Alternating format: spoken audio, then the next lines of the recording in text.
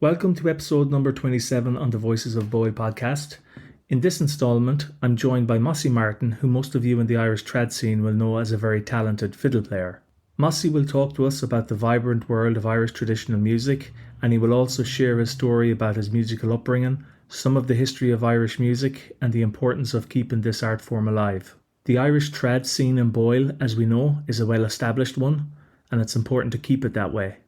Mossie is our first guest that will speak about Irish traditional music, and we hope to have a few more local musicians from the town come on in the coming months. So I hope you enjoy this episode with Mossie Martin.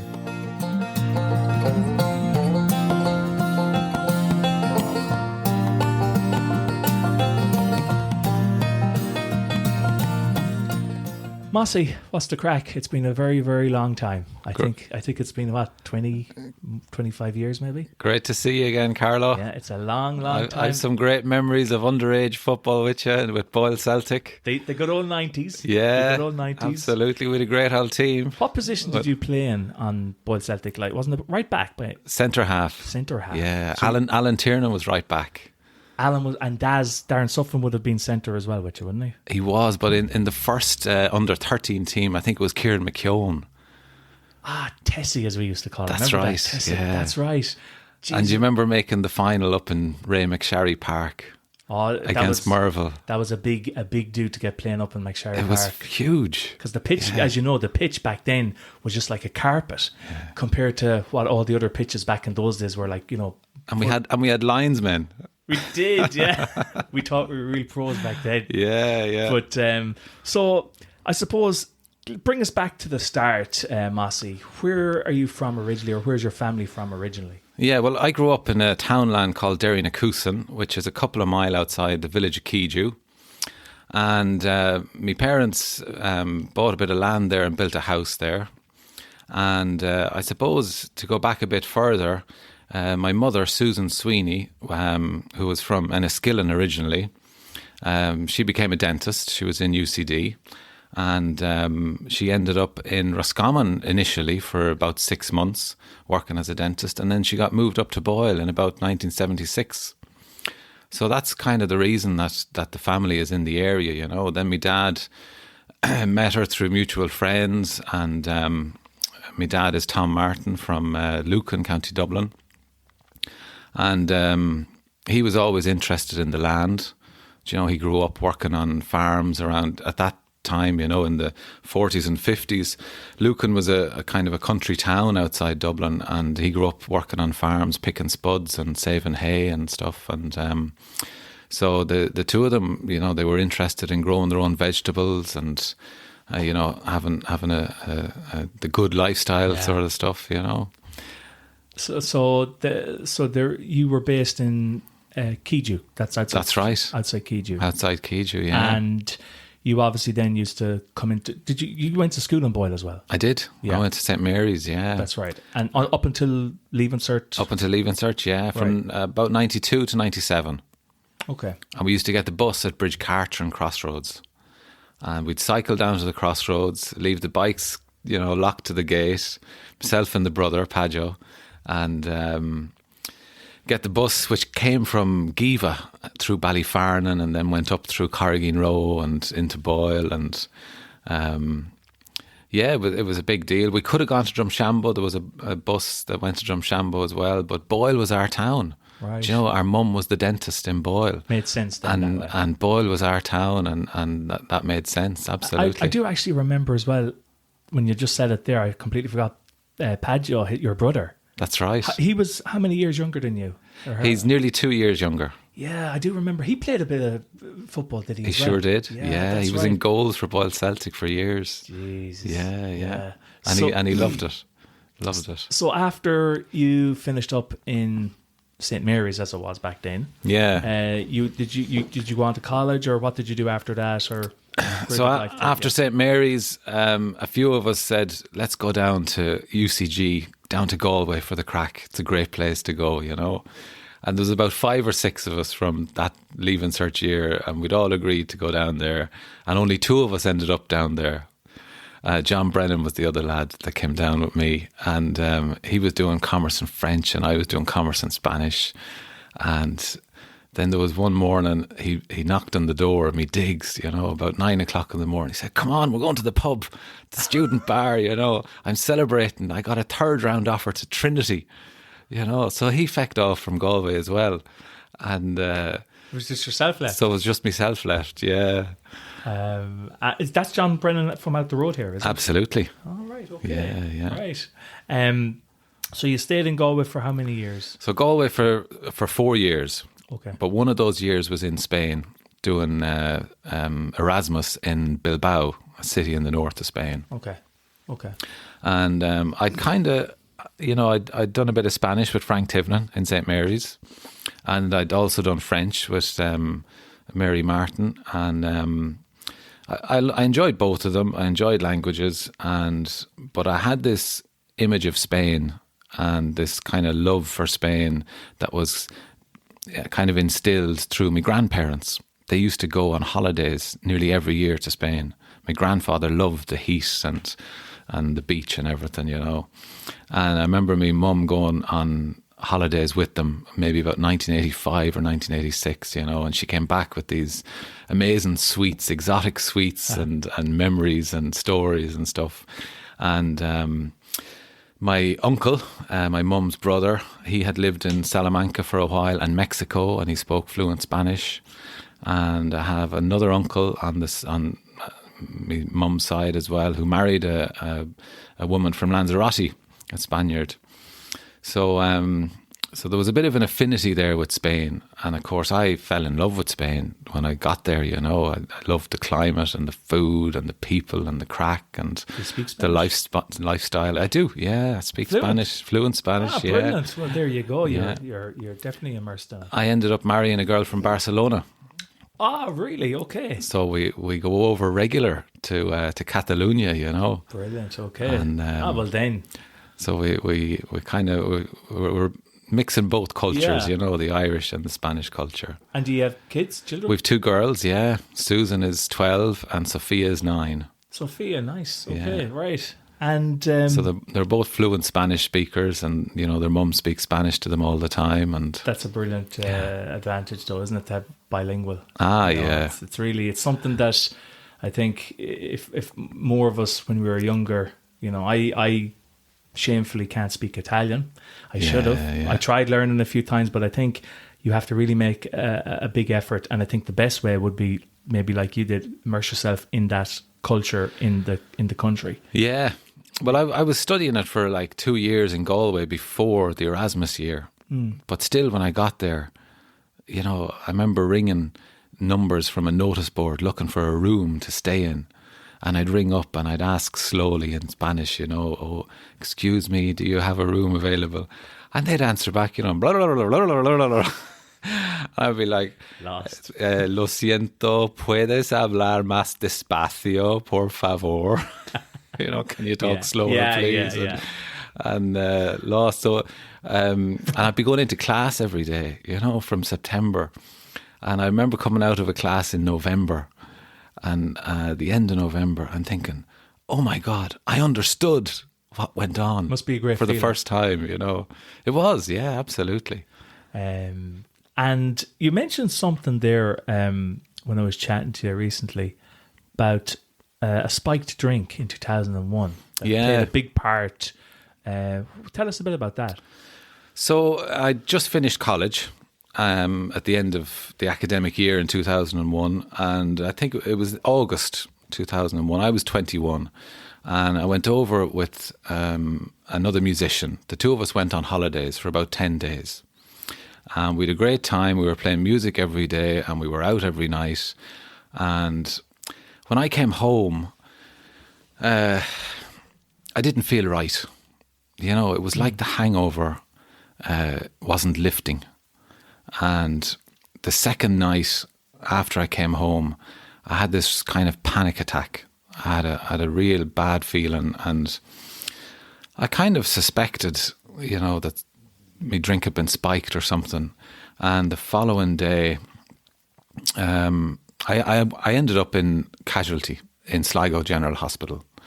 And eventually a doctor said to me, here, take this urine sample and give us a sample and let's see what's going on.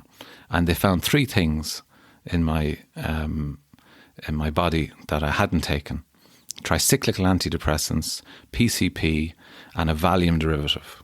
Right. Concoction. A concoction, yeah. And like this caused drug-induced psychosis, you know. And they transferred me down to Roscommon Hospital. I was in the psychiatric ward for 2 weeks and put on quite heavy medication, sedation, and couldn't do much, didn't have the energy. And I was at home, you know, with my dad and taking it easy and trying to do the right things, get enough sleep and fresh air and eat well and stuff. And the doctors, I'd be meeting them regular, and they'd gradually take me off the medication. And I had to go back into hospital then in November for a month because I wasn't right. And I went psychotic again, you know. Okay, so... And I came out just before Christmas and spent the most of the next year in recovery and on medication for about 1.5 years, and managed to get well again, you know, and managed to make a full recovery. And so you were weaned? You were slowly weaned off the medication that you were taking? That's right. Right. Yeah. And the symptoms of what happened, were they more physical or mental, kind of, in terms of, were you feel anxious, socially anxious, or? Yeah, it was mental, you know. I mean, when a person has a psychotic episode, their kind of rationale and their logic goes out the window, you know. And I was feeling very paranoid, and I was making lots of connections that weren't there, and I was, I suppose, I was feeling quite nearly self-obsessed and thinking that everything was about me, or you know, it was a very strange time, very strange feeling, and extremely scary as well, because, you know, was it in a pub that you think it was spiked? Was that, could that have been the only? Yeah, right. I think it was. That's crazy, isn't it? Yeah. Like, and was it meant to be your drink, or was it someone else's that they thought it was? Or, you know, it makes kind of... I'll never know. No. I'll never get to the bottom of that, and I've stopped trying to, you know. You drive yourself crazy. Exactly. There was a period where I was trying to work out why and who and all that, but... So when you told me that, I was had like, to let it go. I think what would be the only rational way of thinking about it is that they didn't know it was your drink, that it could have been maybe a female's drink, for example, and they got the drinks wrong, because that's the only thing you would think. Why would someone go and spike a fella's drink? It just doesn't make sense, you know. But anyway, as you said, you never get to the bottom of it. So I suppose, so like that interrupted my sporting career, you know. I couldn't play football for a year or two there, and I never really got back into it as much as I was playing. So you played up until 2001. That's right. When Boyle Celtic won the Super League. You were part of that. Absolutely. And then obviously that was your kind of finishing with Boyle Celtic. That was nearly the end of the soccer career with Boyle Celtic, yeah. I played a couple of years after that Gaelic with St. Michael's. Okay. But I was never... you know, I really missed those couple of years where you're building up and building your skills and your body and stuff, you know. And I played minor with Roscommon and under 16 and stuff, and you know, I enjoyed it, you know. Yeah, I know. I mean, you lost out on a couple of years there just through that, and then, as you said, maybe, you know, things move on. Yeah, your interests change and stuff like that, but I suppose also the music became really important. And often it was hard to combine the music and the sport. Yeah, you know, of course, exactly. Of a weekend you might be at a FLA or a festival, and you'd be playing away in sessions or whatever, and you'd be minding yourself, thinking about the training session or the match the next day. Yeah, and then you'd be at the match or the training session, and you'd be thinking about the FLA you were missing. You know, you'd never be happy. So I suppose that leads us on to your musical career, and how did you first get interested in music? So you played the fiddle, tin whistle? I played the tin whistle and the fiddle, yeah. Right. And I started on the tin whistle about 7 or 8. Okay. And me folks were into music. You know, Susan sang and played a bit of guitar, and Tom still plays a bit of music on mouth organ and bowron and guitar, and you know he sang songs as well. And they would have gone to sessions locally and festivals and stuff as well. And so they encouraged us, you know, and they brought us to whistle lessons. And my first whistle lesson was in Ballyfarnan with Bernie Flaherty from Boyle. Oh, Yeah. Okay. And went to him for a couple of years, and then I started going to Paddy Ryan in Corrigan Row, and then I started the fiddle. And there's a fiddle player from Longford originally called Seamus Thompson, and my dad found out that you know he played a bit in Cryans in Carrick and Shannon and the Thatch Bar outside Carrick and Shannon, and my dad found out and organised for lessons with him. So we went over kind of once a week for about 3 years, and that had a huge influence on my style and on my music. You know, we learned by ear, we learned note for note, bow for bow, and after the few years we were playing like a little orchestra. Right. Now we play completely differently now. You know, I've since gone on to develop my own style and listening to other musicians and trying to express the music the way you want to express it. You know, it's a bit different to the way Seamus plays it. But it was a brilliant foundation to have, you know. Like a lot of fiddle playing, the important thing is the bowing technique, and when to go up and when to go down, and to try and get a bit of flow into the music. So it was great to have a bit of direction in that. Yeah. Well, to someone like me who knows absolutely zero about Irish traditional music, more so fiddle, can you tell me the difference, because this intrigued me, the difference between a violin and a fiddle? Because I thought they were different, but I don't think they are after speaking with you earlier.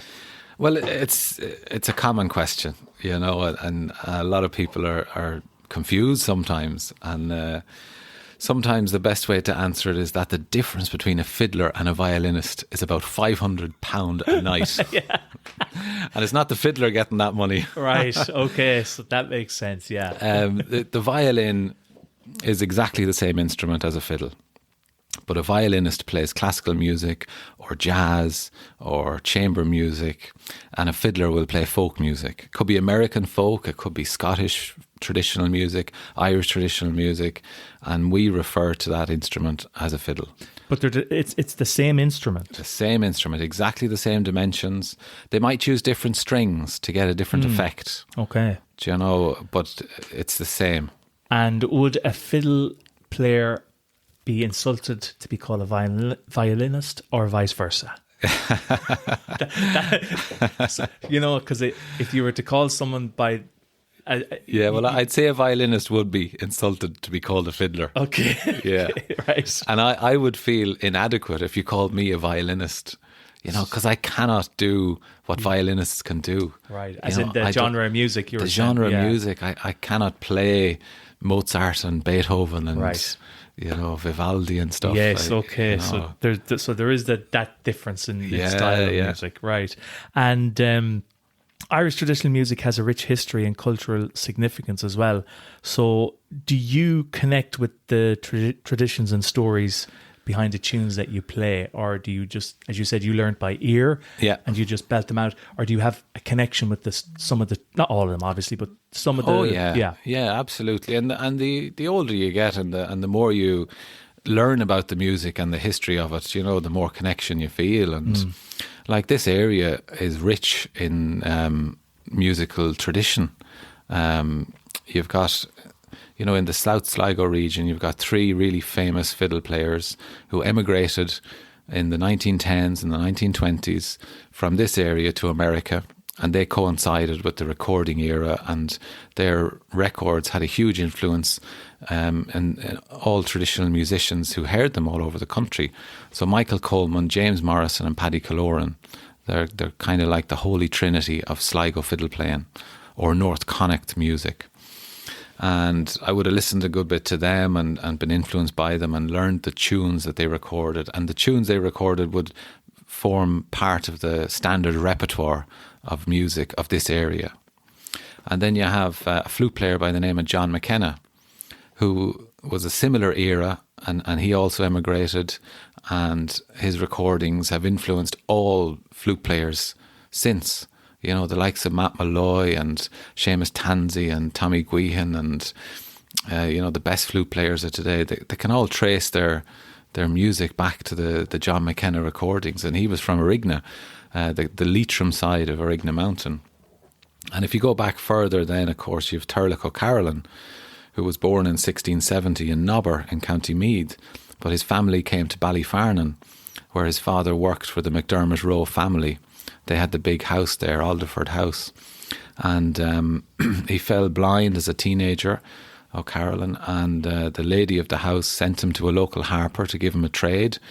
And he became a travelling bard or a travelling harper. He travelled all over the northwest into Ulster, down as far as Clare and into Leinster.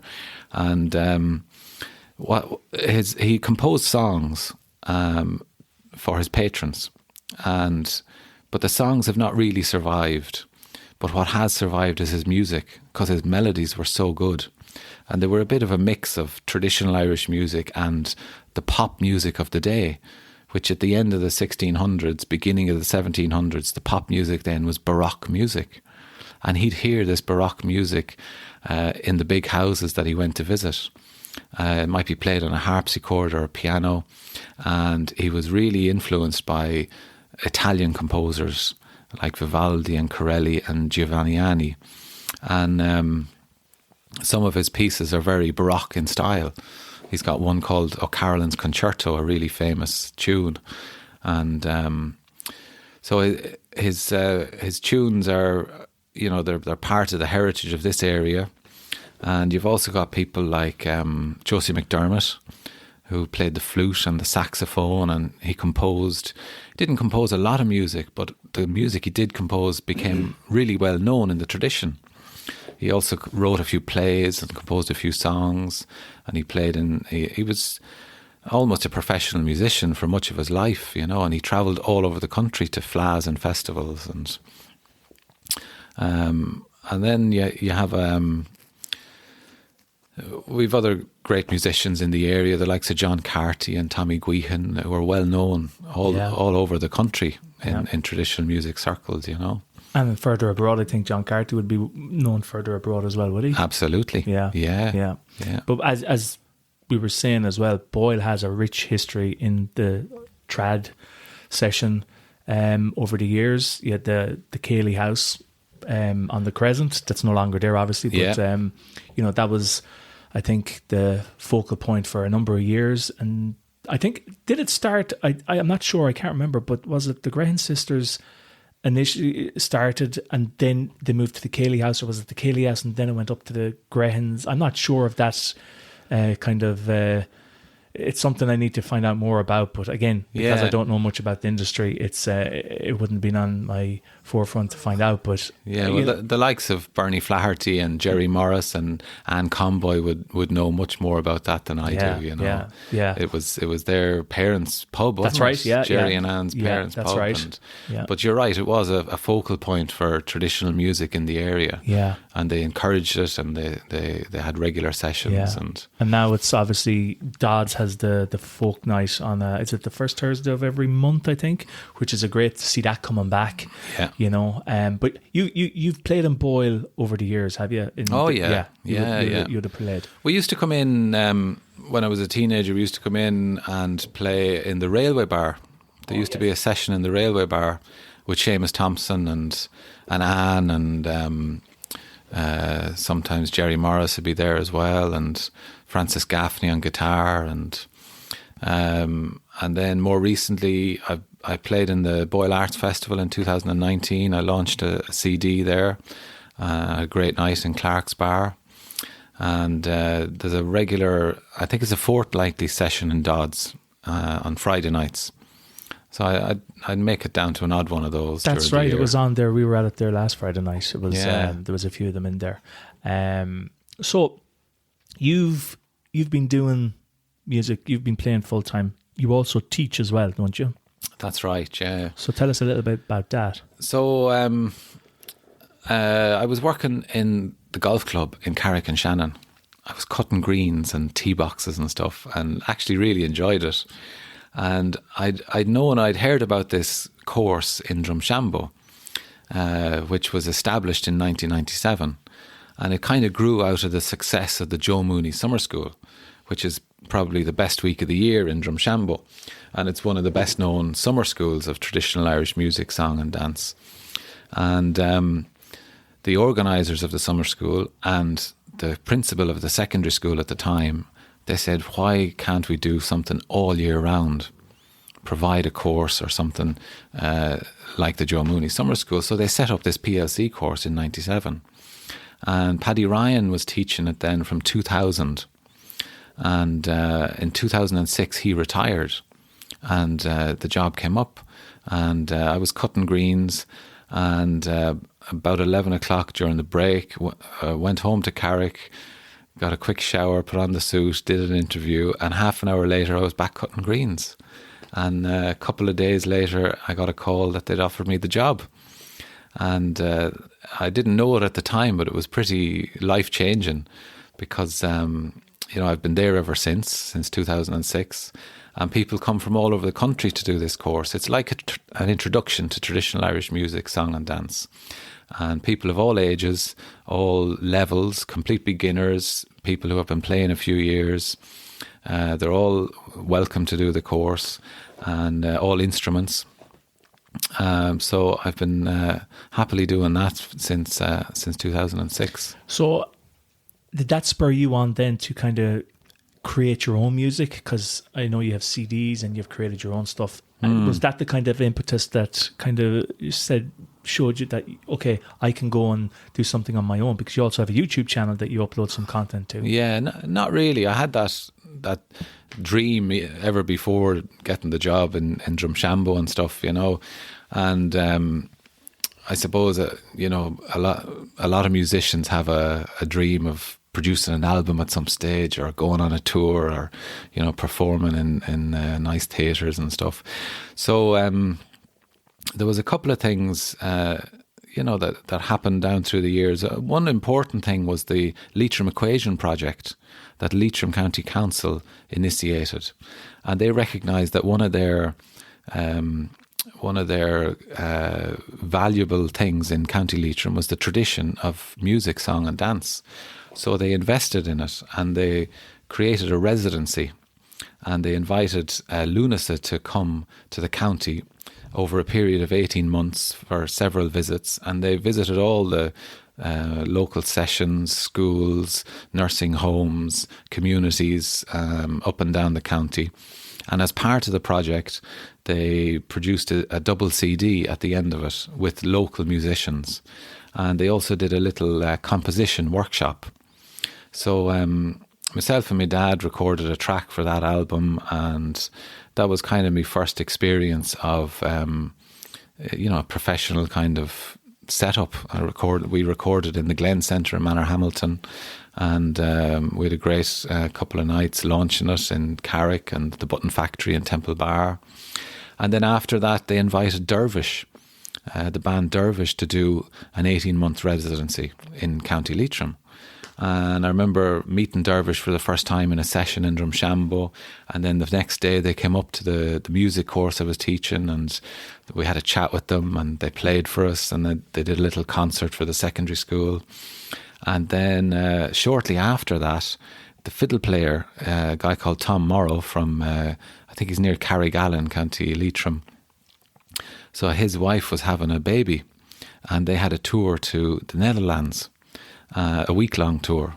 So he couldn't do it. So they invited me to do that tour with them. And that was a pretty big stepping stone for me, Yeah. And So things like that, and if I always had an idea to do something myself, and eventually in 2018 we started recording this album. It's called The Humours of Derry Coosan, and my dad is on it playing mouth organ, and my brother is on it playing banjo and fiddle, Brendan, and my sister Anya is on it playing harp, and a guy called John Blake, who's a fantastic flute player, piano player and guitarist. He's also a recording engineer. So he came to my dad's house in Derry Coosan, set up the microphones, and we sat around and we recorded the music, you know. Brilliant. So in your house, not in a studio, more informal but more natural kind of an environment. Exactly, yeah. I didn't want to go into a studio and work in booths and record separately with headphones, and you know, you lose that live feel to it. You do, absolutely. And there's a bit of warmth or authenticness to it. Exactly, and especially for Irish traditional music as well, where it was always around the fireplace, in the kitchen, that kind of. So you kept it real in that respect. Absolutely, yeah. And you mentioned there about a collaboration for that tour. So what do you enjoy most about working with other musicians? I presume there's a difference than on your own all the time, obviously, but some musicians might prefer on their own, others might prefer collaborations as such. Yeah, on your own can be a lonely station. You know, you're very exposed, and it's much easier I find, to play with somebody else or in a bigger group. You know, you can spark off each other and you're more relaxed, and so I really enjoy playing with the Ceilidh band we have in Sligo. It's called the Dartry Ceilidh band, and we did the senior Ceilidh band competitions in 2008 and 2009, and we won it in 2009 in Tullamore in the All Ireland Fleadh, and we've just published our third album. Just released that a couple of weeks ago, and we'll be playing in the Fleadh in Mullingar soon, on the 11th and 12th of August. Right. Okay. The All Ireland Fleadh. So I love playing with other musicians, and it's especially magic when you sit down with someone you don't really know or you haven't really played with before, and all of a sudden you're sparking off them and you're playing mighty music together, and you know, there's a great feeling there. It's just like the old days in terms of, you know, it's raw, it's real. And traditional music is like that. You know, you can go all over the world, to any city in the world, and there'll be especially in the English speaking world, there'll be a trad session in Sydney or New York or Chicago or San Francisco, and you can sit down with strangers, and because you've both spent a few years playing traditional Irish music, you'll have a common repertoire. Of course. There's a set of tunes. There's a few hundred tunes there that everybody will know. So you can sit down and spend 2 hours playing music with them and having the crack. And you have that instant connection as well. And you have an instant connection, and you don't get that in many other genres of music. Definitely not. And you've obviously played in a lot of different venues and locations over the years. Is there any one particular one that's been a standout or your favourite location venue to play in? Well, the Clark's Bar in Boyle in 2019 was brilliant. For the Arts Festival. For the Arts Festival, yeah. It was a real... I got a chance to meet people I hadn't seen in years and stuff, and people like Mary Horan, who was the dental nurse with my mum, and Magella, who was worked with her as well. That tour in the Netherlands with Dervish, you know, the last night was in Rotterdam in an amazing theatre of about 3,000. That was pretty special. I've played in a few festivals in Spain, Catalunya, Celta, in a town called Bagà. Played with Shamie O'Dowd, the two of us, and that was launching the album in 2019 as well. And that was in an outdoor arena, kind of a square in the town. And playing with the Ceilidh band in the Fleadh in Sligo, that was really special, in the gig rig on the Saturday night of the Fleadh, and there was, you know, it was outdoor, there was thousands of people, and they were all your friends and neighbours and family and stuff. And I'd say that's a surreal experience as well, playing the Fleadh, because due to the nature of it, where you have just everyone outside. If it's good weather, even better. It must be an amazing experience, though, having just everyone having the crack, having a few drinks, enjoying the music. Yeah. It's a very, very special, to experience. Absolutely. Yeah. And it's in Mullingar quite a lot, or am I incorrect in saying? Well, it that? was in Mullingar in the first year of it in 1951. Right. And it was in Mullingar last year in 2022. I'm not sure where it is next year in 2024. I think it's been in Mullingar a few times lately as well. I might be wrong. I don't know why I always associate the Fleadh lately with Mullingar. Don't know why. Maybe there isn't. But so when you're practicing your routine, how do you stay motivated to kind of consistently want to improve? Like, is there anything you do to kind of, because it has to be obviously maybe to keep motivated, to keep composing or keep playing. Yeah. Is there any?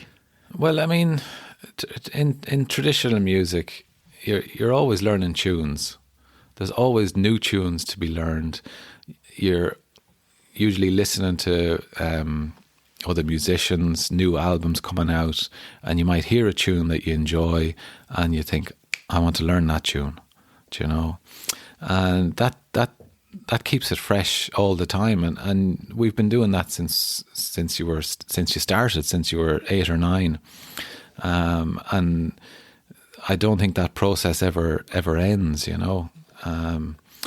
When you're preparing for a big gig or an album or something, I do practice the tunes, play them up a bit, and get a bit more fluent and a bit more flow into them. And you might work on them and try and work out some variations or interest in ornamentation, or try and work up a little version of your own of the tune. But most of the time, I'm teaching most days. I have the fiddle in the hand most days, so I don't sort of fall out of practice much, and it's very easy to keep motivated, because if you love it, as you said, you're going to festivals, you're meeting new people, you're meeting new musicians, you're hearing new tunes. You just it's an ongoing process. Yeah, because I presume there are musicians as well. Maybe some, but that have actually fallen out of love with either the fiddle or whatever instrument it was they played. So you'd have to kind of wonder what happened that, caused them to fall out of love with something they've been doing all their life up until that point. Yeah. But is there a defining moment in your fiddle playing career that stands out? Is there one moment that kind of you look back on fondly that's... Not really. Yeah. There's several. There's lots of great memories. I remember the Fleadh in '97 in Ballina, and I qualified to play in the under-18 fiddle competition. And I remember Seamus coming up to us, and we had a few tunes before the competition, and it was amazing just to get there, to qualify, to know you were at that standard, that All-Ireland standard. I didn't get placed or win it or anything, but it was brilliant to get there. Yeah. And I met loads of musicians, teenagers, and we had a great time playing sessions. And then I suppose winning the senior Kelly Band competition with the Dartry was a highlight. There's an amazing tradition there going back to the 1950s of Ceilidh bands, and some of the best musicians have won those competitions. And then, as I said, doing that tour with Dervish and playing with Lunasa and meeting them musicians, and doing the album in 2019 with the family, that was special. They're all highlights. Of course, yeah. And as you said, there's probably no one standout. It's kind of a combination of different ones. But so you said you just released an album, and is there any other musical goals going forward that you're aspiring to? Is there anything on the horizon that you're looking to achieve as such? Yeah, you always have a couple of ideas, and I had an idea to play. I recorded on video. There's a couple of videos online with the Sligo Baroque Orchestra, And I did a couple of gigs with them over the last few years in the Model Arts Centre in Sligo. And we played Carolyn music. And it was amazing to hear it fleshed out with cello and harpsichord and second violin and viola. And and I thought it might be nice to do an album of Carolyn music with them. But nowadays it's hard to know if it's worth the investment of professionally recording. Sure. People are not buying or using CDs anymore. No, it's an almost dying. It's kind of going straight to streaming. True. So we'll see. But there's always a few ideas knocking about, and of course, and I think maybe for especially the genre of music it is that there might still be some people that would buy the physical CDs, even though it is easier to stream. But I think I came across someone talking about this lately, that for the small timers as such, that streaming doesn't. There's no revenue from it, there's nothing to be made. Nothing. Yeah. So if you can, especially when it comes to people like yourself, other musicians that are local, if you can buy their CD, as opposed to, because it's you probably even wouldn't go down the Spotify route anyway, because as I said, there's no revenue in it for they only really go after the so-called pop stars and stuff like this. It's not a viable model. Maybe they'll come back at some stage, CD players, and CDs. But I mean, at the minute people are getting used to listening to music for free and not buying music. After decades of paying for music, of course. So maybe there's a new model that needs to be devised. To be looked at, and the basic income scheme for artists.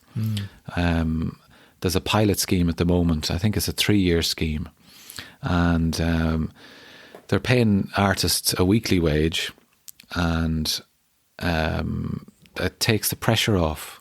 And musicians are included, obviously, in these artists. There was over 9,000 applications, and I think there was 2,000 grants available. And I believe they selected the 2,000 randomly. So there was musicians and writers and sculptors and artists and painters and a whole cross section of artists that receive this basic income. So maybe that's part of the future. Maybe, kind of model, because they have to look after, all that. Otherwise, it'll die out.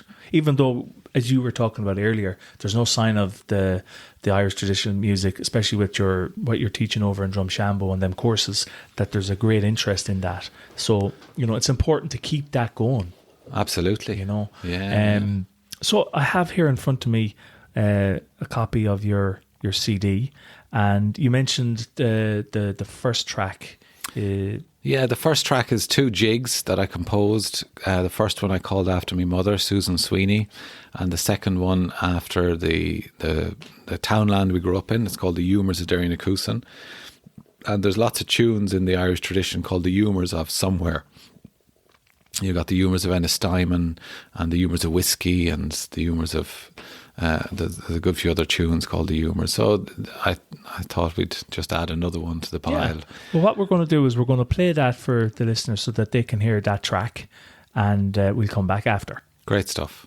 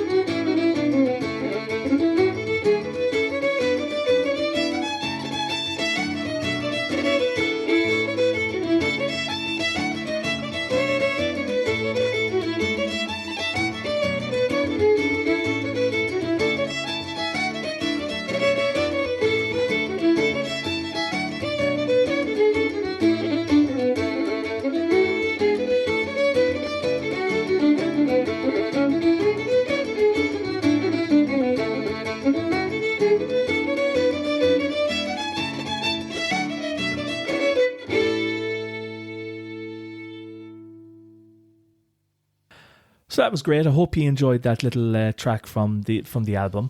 So just another question I have, Mossie, is for any aspiring fiddle player, would you have any piece of advice to give them if they're just trying to learn the trade? Yeah.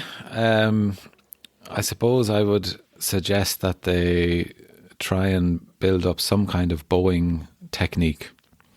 And as I said, the way I did that was learning bow for bow from Seamus Thompson. And I would also advise them to listen as widely as possible to as many different fiddle players as they can. And to play, when they're playing the tunes, that they play them over, 3, 4, 5, even 6 times over. I remember going to see Tony McMahon, a famous accordion player in Roscommon, and he said that I was chatting to him afterwards, and he said, "Do you play the tunes over and over and over again? Because it's only then that you really get into them, and sometimes variations can happen sort of spontaneously when you're kind of in the zone and you're just playing these tunes, and you don't have to play them fast. When you're practicing, when you're playing, play them nice and easy. Try and get a bit of swing into them, and enjoy them. Yeah, of course, main thing. And I suppose, as you said, playing them slow as well, it becomes part of the muscle memory as well for them. They probably learn it a lot quicker by playing it slower, I presume. Yeah. Well, we all, I suppose we all want to run before we can walk, and when I was a teenager, I wanted to play mad fast as soon as I could as well, but I suppose I've come to realise the beauty of playing slow and with a bit of swing and with a bit of nya in the music and trying to, there's real enjoyment and beauty in playing it slow as well. Of course, yeah. So if you can sort of hold it back a little bit and take it easy, it'll lay a good foundation. And one other question would be, what would you like people to take away from your performances at the end of the night, especially someone like me who, as I said, wouldn't be mad interested in the whole area of Irish traditional music? What would you hope they'd get from listening to a show that you're in or involved in? Well, I'd hope that they just they enjoy it, and that it spurs them on to try and listen to more and to explore the amazing world of Irish traditional music, because it's such a rich tradition, such a rich and varied genre of music, and there's styles from different regions all over Ireland. There's styles from different players, from different bands, and I'd hope if you heard me, that it'd spark in you some kind of motivation to go exploring more and enjoying more. Yeah, and I hope it'd get your foot tapping, and get a bit of life into you, and a bit of adrenaline going, and feel like you want to get up and dance or something, because at the end of the day, a lot of the music I play is dance music. They're jigs, reels, hornpipes, barn dances, polkas, and they're mainly for dancing. They originally were for dancing. Yeah. Nowadays it's more of a performance and a listening sort of art, Yeah. But originally, it's dance music, and it's supposed to get your toe tapping and your face smiling. Yeah, exactly. I did there a couple of weeks ago myself and Florence. We went over to the Coleman Centre in Gertrude for the first time, and there was a traditional session going on there for 3 hours. So we said, "Yeah, let's go over," and I absolutely really enjoyed it, and I didn't think I would. Great stuff. Yeah, I really did. Great stuff. There was a violinist over there, Jason McGuinness, but I think he was a fiddle player at the end of it. But so, where can someone buy your music, Mossie? You have a website? I have a website, yeah. It's mossiemartin.com. That's MossieMartin.com. And it's also available in shops in Sligo, Lieber Bookshop and the Record Room, and but probably the website is probably the best place. Yeah, If someone wants to get a flavour of your music, they can also go to your YouTube channel, because you have That's a right. couple of hundred videos up there of yourself with the fiddle and tin whistle, I believe, as well. Yeah. Well, they're mainly instructional videos for the students I teach. And it kind of started during the lockdown, during the pandemic. You know, we were reduced to screens that's right. and trying to teach and learn music over the screens, which is not ideal at all. But I started making videos of tunes for the students and uploading them to a YouTube channel where they can actually slow them down. They can play them at 75% or 50%, That's right. and it doesn't change the key or the pitch of the tune. So they can play along slowly if they feel like it, or they can speed it up if they wish. And they can also put it on loop and play over and over again with it. So it's a good sort of learning tool, you know. Yeah. So ever since then, for the last few years, I've been recording all the tunes I teach in Drumshambo or at workshops or at summer schools, and just uploading short videos, just the tunes played twice over. And I'll keep adding to that. And people, if you just search Mossie Martin on YouTube, you'll I'll get to that. I'll put a link to that on the website anyway, and the post that goes along with this. But it is a good way of documenting your journey as well. You know, by physically putting up, physically playing and putting up those videos. It's always nice in years to come to look back on and see the kind of progression as well from video one to, I'm sure you've changed a few things maybe and set up and stuff like that maybe from the first video, but you know. Yeah.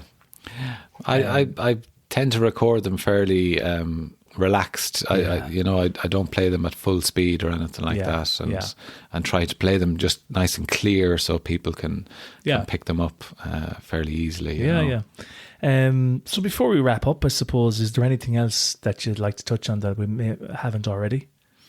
I suppose I'd just like to talk a little bit about my mum again, you know, and it's always lovely to meet people, and I still do, and it's how many years? It's is it 35 years after she died? She died in 1988. She was 34 years old, and I still meet people in Boyle that remember her and talk about her to me, and that's wonderful. That must be a lovely. I love that. You know, that must be really nice though as well, especially after all those years, because you were only. You would have. How old were you? I was 8. 8, yeah. So just to have those people come up and say they remember her, and it must be nice to. Absolutely, yeah. She spent about just over 10 years, you know, as the dentist in Boyle, and people have some good memories of her still, which is lovely. That is very nice to have, yeah. Well, listen, Mossie, it's been an absolute pleasure. I've really enjoyed the conversation, and it's been good to catch up as well. We won't leave it as long the next time. Good man, Carlo. Thanks for inviting me on. No problem. Thanks very much, Mossie. So that's it for this episode, folks. I hope you enjoyed listening to it as much as I enjoyed recording it. If you like the content, we'd really appreciate it if you could share it. You can follow us on Facebook by searching for Voices of Boyle, and you can also contact us on our website by visiting voicesofboyle.com. We're always looking for new guests, so if you'd like to be on the show, or if you know someone who you'd like to join us, please reach out to us via our Facebook page or website. Thanks very much, and we'll chat to you again soon.